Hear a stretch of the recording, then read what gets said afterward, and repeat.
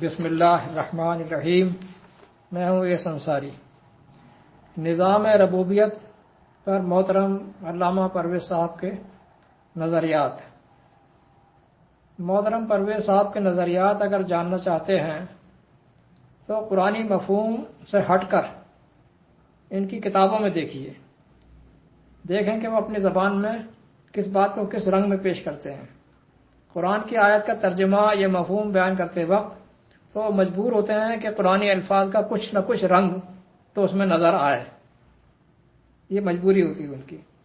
کچھ گراؤنڈ وہ قرآن سے اپنا منمانا مفہوم لے کر بنا لیتے ہیں، اور باقی اس نظریے کو اپنی کتابوں میں کھل کر بیان کر دیتے ہیں۔ اگر ان کا نظریہ دیکھنا ہے تو ان کی کتاب میں دیکھیے۔ اب اس کو ایک مثال سے سمجھیے۔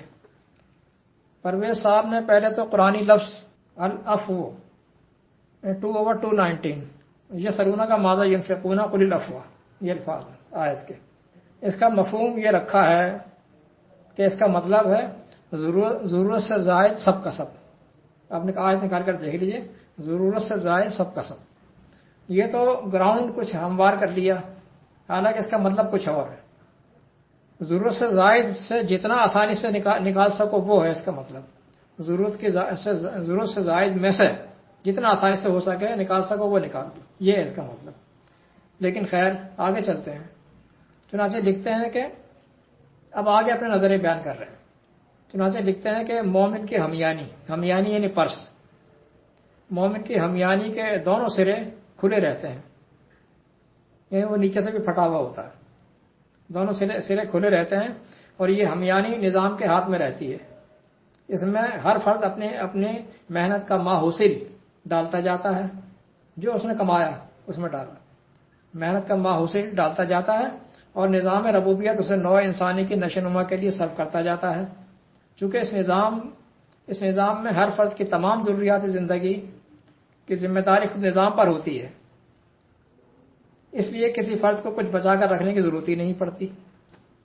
لغات القرآن صفحہ نمبر 1652 اور عنوان ہے نون فے قاف۔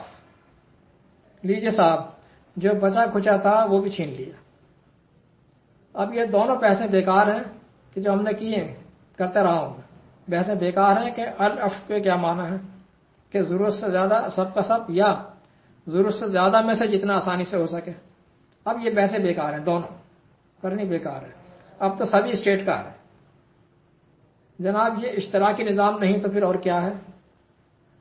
مجھ پر گرمی دکھاتے ہیں لوگ کہ میں پرویز صاحب پر الزام لگاتا ہوں اشتراکیت کا۔ اب ذرا اشتراکیت کی تعریف بھی سن لیجئے، یہ بھی دیکھ لیں۔